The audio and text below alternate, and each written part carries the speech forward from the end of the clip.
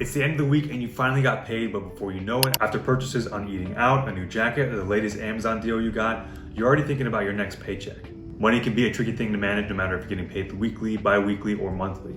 The temptation to spend on impulse purchases is real, but without control, before you know it, you can find yourself in a pile of debt. If you're just starting out your career or have been working for the last 30 years, here's a 5-step process that will help you take control of your paycheck right when you get paid, keep your finances in check, and live life free of guilt. Step 1 is knowing your flow. Knowing exactly how much you're bringing in each paycheck, how it's being allocated, and how it's being spent sounds simple. But you'd be surprised how many Americans don't have a clear picture of their income and expenses. In fact, 75% of Americans have a budget, but 83% say they overspend. Whether it's from your full-time job, side gigs, or freelance work, knowing your weekly earnings is the foundation of managing your money efficiently. So step 1, you want to create a budget. I know you've heard a million times to create a budget, but sticking to it is a different story. But I believe having a budget is the first step in building toward financial discipline and being conscious of your spending habits.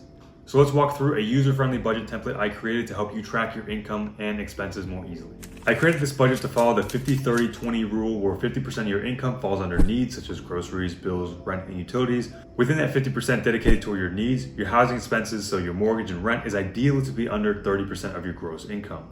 If you can get it below 25%, that's even better.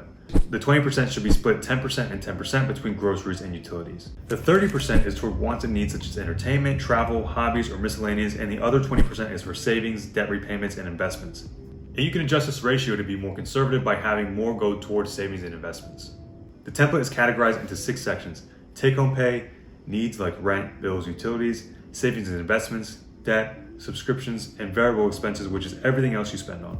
For the monthly expenses section, you can enter in your own categories, and changing that will update your overall projected expenses for the month at the top. To enter all of your variable expenses, just use the monthly expenses tab, select the category that this is going to be allocated toward, and put the price. Back on the home page, once a bill is paid or you made an investment, you can check the checkbox on the left of each of the row and it will tally up for your actuals. I've also created 2 charts to help you see what you spend and how it's allocated each month.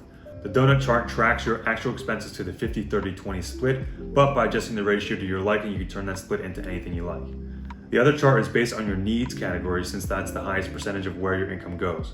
I wanted this budget template to be accessible for everyone to use, so it's listed and available on my Etsy shop for just a few dollars.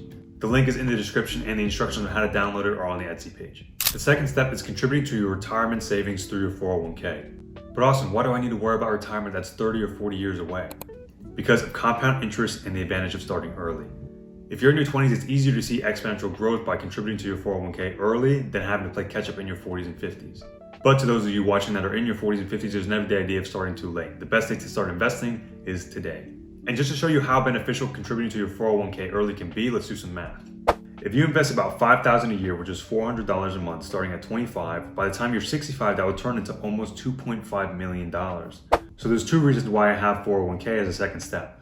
The first is that the money you decide to contribute is taken out before it even hits your bank account. You don't have to actually make the decision on if you want to put your paycheck toward your retirement, because technically it already has been. The second is that some employers offer a 401k match, meaning free money for you. How an employer match works is like this. Say your company has a 4% match for 6% that you put in. If you make $60,000 before taxes and you contribute 6% of your paycheck to your 401k, you contribute $300 a month. Because you've contributed 6%, your company will then contribute 4% to your 401k, meaning they'll add in an extra $200. That's a total now of 10% being contributed each month. So if we go back to our example from before, now you're investing $500 a month, which if you let that ride until you retire, that can turn into millions of dollars. Even if you can contribute $100 or $200 a month to your 401k, it will change your life. Next up, step 3, building an emergency fund. You'd be surprised just how many people don't have a fully funded emergency fund with 3 to 6 months of expenses in case something happens, like you lose your job or your car breaks down. In fact, only 37% of Americans say they can cover an emergency expense over $400, and the median emergency savings people have in their account is around $600. Anything can happen at any time, so you need to be prepared. Some might say that having an emergency fund is more important than contributing to your 401k, but to some people, saving 3 to 6 months of unnecessary living expenses can be up to $20,000. And that can take up to a year or 2, so I think that if you're in your 20s and you're early, investing in your 401k is a much better investment while you're still building your emergency fund to at least $7,000 to $10,000. And for that savings account, you need to open a high yield savings account that earns you about 4% on what you have in that fund. That's because the savings accounts for most larger banks only earn you about 0.01% interest.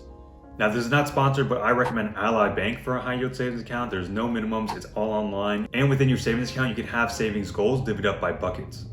Once you have a budget, contributions to your 401k, and a road to building your emergency fund, the next thing you should do is focus on paying down your debt. Now, a lot of people have debt between credit cards, student loans, car payments, but with high interest rates, only paying the minimum payment or ignoring it altogether will stress you out for years to come. There are two methods to paying down debt: the avalanche method and the snowball method.